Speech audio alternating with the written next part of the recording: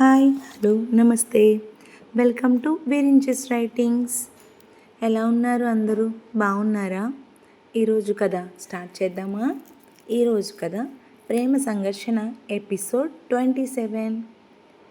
ప్రాజెక్ట్కి సంబంధించిన కొన్ని విషయాలు చెప్పడానికి ఆ డీటెయిల్స్ ఆకాష్, వర్ష వాళ్ళతో డిస్కస్ చేస్తూ ఉండగా మ్యాగీ నుండి ఫోన్ వచ్చింది.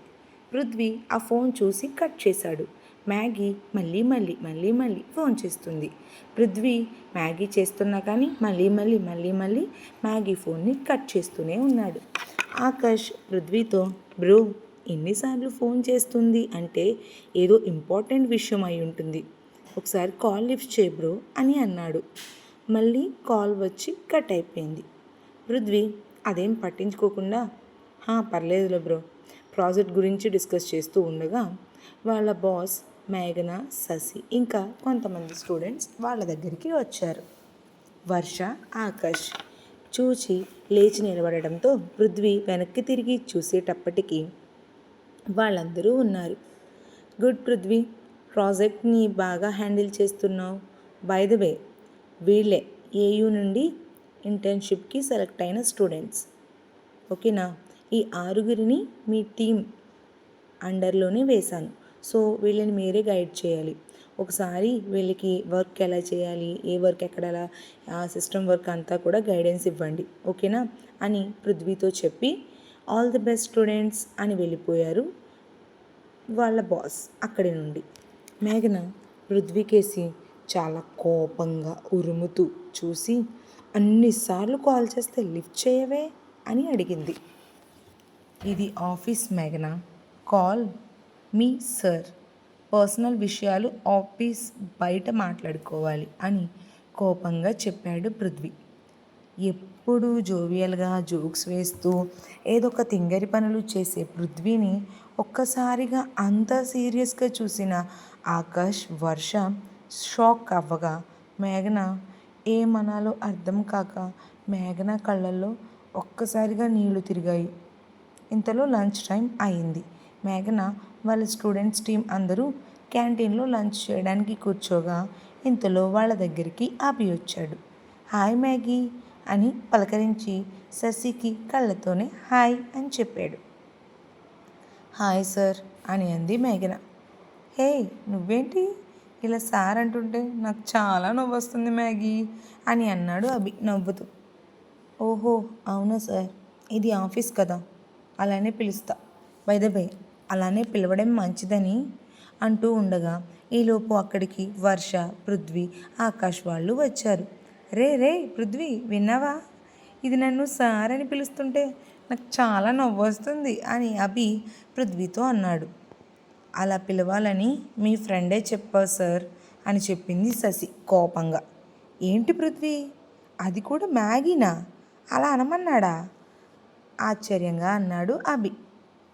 అవును సార్ అని శశి అభితో, యాక్చువల్గా మాకు నెక్స్ట్ వీక్ నుండి ఇంటర్న్షిప్ స్టార్ట్ అవ్వాలి, కానీ కంపెనీ వాళ్ళు కాలేజ్కి ఫోన్ చేసి ఇవాళ వచ్చేయమన్నారు. ఇదిగో వచ్చాక సార్, అదే జనరల్ మేనేజర్ సార్ని కలవమన్నారు. పృథ్వీ సార్ క్యాబిన్కి ఫోన్ చేస్తే పృథ్వీ సార్ బిజీ అనుకుంటా, లిఫ్ట్ చేయలేదని ఆకాష్ సార్ వాళ్ళ దగ్గరికి వెళ్ళారని చెప్పి ప్యూన్ వెళ్ళిపోతే ఆకాష్ సార్ వాళ్ళు ఎక్కడున్నారో తెలియక పృథ్వీ సార్కి ఫోన్ చేసి లిఫ్ట్ చేయకపోతే ఎండి సార్ మమ్మల్ని ఇదిగో అక్కడున్న పృథ్వీ సార్ వాళ్ళ దగ్గరికి తీసుకుని వెళ్ళారు. అప్పుడే చెప్పారు సార్ అని పిలవాలని అని జరిగింది చెప్పింది శశి. వీళ్ళిద్దరి మాటలు విన్న అభి, ఓహో అయితే వీళ్ళిద్దరికి ఏదో గొడవ జరిగినట్లు ఉంది అని అభి మనసులో అనుకుంటూ ఉండగా ఈలోపు వర్ష స్టూడెంట్స్తో, హే మీరంతా హాస్టల్లోనే ఉంటారా అని అడిగింది. లేదు మేడం, మేఘన ఒక్కతే హాస్టల్లో ఉంటుంది అని చెప్పింది ప్రియ అనే అమ్మాయి. ఓహో, ఇంటర్న్షిప్లో మీరు కాలేజ్కి ఇంకా వెళ్ళక్కర్లేదు కదా, మరి మిమ్మల్ని హాస్టల్లో ఉండనిస్తున్నారా అని అడిగింది వర్ష. ఫీజు పే చేస్తాను కదా, ఉండమన్నారు అని మేఘన చెప్పింది. సాయంత్రం ఆఫీస్ అయిపోయాక అందరూ వెళ్ళిపోతున్నారు. మేఘన పృథ్వీతో, ప్లీజ్ పృథ్వీ, పృథ్వీ, ప్లీజ్ పృథ్వీ, ఎందుకు పృథ్వీ నా మీద అంత కోపం? అసలు నేనేమన్నాను?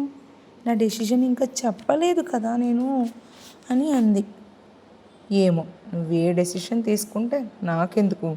నీ డెసిషన్ నీ ఇష్టం, అలాగే నీ లైఫ్ నీ ఇష్టం.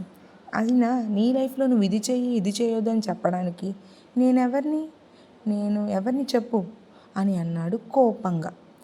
నీ సీరియస్గా నిన్నటి నుండి బతిమాలుతున్నా కదా రోమియో, ఈ జూలియట్పై కనికరం చూపవా అని అడిగింది మేఘన.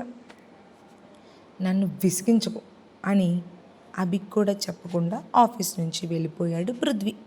అప్పుడే వచ్చిన ఆకాష్ అది చూసిన మనసులో, నేను కూడా మేఘనాన్ని తిట్టాను కదా, మరి నన్ను కనీసం ఎందుకు తిట్టావు అని కూడా అడగలేదు. అడగకుండా ఇలా ఇగ్నోర్ చేస్తుంది. ఏమోలే, ఏదైనా పృథ్వీ లక్కీ, బతిమాలే పార్ట్నర్ దొరికింది అని అనుకుంటూ ఉన్నాడు మనసులో. ఈలోపు వర్ష అభిని, ఈ రోమియో జూలియట్ ఏంటి అని అడిగింది. ఓహో అదా, వీళ్ళిద్దరూ స్కూల్లో ఉన్నప్పుడు రోమియో జూలియట్ డ్రామా వేశారులే వర్ష, అప్పటి నుండి ఇలా మధ్య మధ్యలో ఇలా పిలుచుకుంటారు అని అన్నాడు అభి నవ్వుతూ. శశి మ్యాగీ స్కూటీ మీద శశి వాళ్ళ ఇంటికి వెళ్ళారు. ఆకాష్ అభిని వర్షని వాళ్ళ అపార్ట్మెంట్ దగ్గర దింపేసి వాళ్ళ ఇంటికి వెళ్ళి ఫ్రెష్ అయ్యి ఆకాష్ కూడా శశి వాళ్ళ ఫ్లాట్కి వెళ్ళాడు. శశి వాళ్ళ అమ్మ మేఘనని ప్రేమగా దగ్గరికి తీసుకుని, ఫ్రెష్ అయ్యిరా బంగారం, ముందు ఏమైనా తినేసి అప్పుడు తర్వాత మాట్లాడుకుందాం అని చెప్పారు ప్రేమగా మ్యాగీతో. మ్యాగీ శశి తింటూ ఉండగా ఈలోపు ఆకాష్ అక్కడికి వస్తాడు. ఆకాష్ వస్తుంటే శశి వాళ్ళ అమ్మగారు, రారా నువ్వు కూడా రా అని స్నాక్స్ పెట్టింది ఆవిడ. నేను ఒకటి అనుకున్నారా, నీకు నచ్చితే అలాగే చేద్దామని అనుకుంటున్నా అని అంది ఆవిడ. అవునా, ఏమనుకున్నావత్తా అని అడిగాడు ఆకాష్. ఇప్పుడు మేఘనకి ఎలాగో ఎగ్జామ్స్ అయిపోయాయి కదా, అలాగే మీ ఇంటర్న్షిప్ కూడా 6 monthsలో అయిపోతుంది కదా, సో ఈలోపు ఇంటర్న్షిప్ మ్యాగీ కెరియర్కి ఇంపార్టెంట్, సో ఇది అయ్యాక మీ అమ్మకి చెప్దామని అనుకుంటున్నాను రా అని అంది ఆవిడ ఆకాష్తో. ఆకాష్ మ్యాగీ ఇద్దరూ ఒక్కసారిగా ఒకరినొకరు చూసుకుని వెంటనే సరిత గారికి చూసి, ఆకాష్ ఏదో చెప్పబోయేలోపు శశి ఆవిడతో, అమ్మా నువ్వేం చెప్పక్కర్లేదమ్మా, ఎందుకో చెప్పనా, ఇప్పుడు నేను చెప్పింది అంటే నువ్వు షాక్ అవుతావు.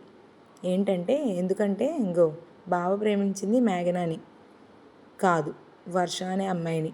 వర్ష కూడా వైజాగ్ నుంచి వచ్చింది, బావ కంపెనీలోనే చేస్తుంది. అభి వేరే అమ్మాయిని ప్రేమిస్తే జితేంద్ర తాళి కట్టబోతే ఈ తప్పనిసరి పరిస్థితుల్లో ఇదిగో మన బావగారు ఈ పెళ్లి చేసుకున్నాడు అని జరిగింది చెప్పింది శశి. ఆవిడ ఇదంతా వినేసరికి ఒక్కసారిగా మళ్ళీ షాక్ అయిపోయి, పెళ్ళంటే ఆటలుగా ఉందా మీకు అసలు? ఆకాష్, నువ్వు వేరే అమ్మాయిని ప్రేమించినప్పుడు పాపం ఈ అమ్మాయి ఏం చేసింది? ఈ అమ్మాయికి తాళెందుకు కట్టవు? నీకు అసలు బుద్ధి ఉందా? నీకు నచ్చిన అమ్మాయి కోసం తను వదిలేస్తావా? తన జీవితం ఏమవ్వాలి? ఇప్పుడు తను ప్రేమించిన అమ్మాయి కోసం అభి మేఘనని పెళ్లి చేసుకోలేదు, పోన్లే అది వదిలే, ఇంట్లో వాళ్ళకి ఇష్టం లేకుండా చేసుకుని వచ్చింది కాబట్టి ఇంట్లో వాళ్ళు రానివ్వరు. అటు నువ్వు చేసుకోక అటు అభి ఏమో ఇంకొక అమ్మాయిని ఇష్టపడి ఇటు ఇంట్లో వాళ్ళు రానివ్వకుండా అసలు ఒక ఆడపిల్లని ఈ అమ్మాయి ఇప్పుడు తిన పరిస్థితి ఏంటి అని ఆకాష్పై సీరియస్గా మాట్లాడారు సరిత గారు. మరి తర్వాత ఏం జరుగుతుందో తెలుసుకోవాలంటే నెక్స్ట్ ఎపిసోడ్ కోసం వెయిట్ చేయండి. Thank you all.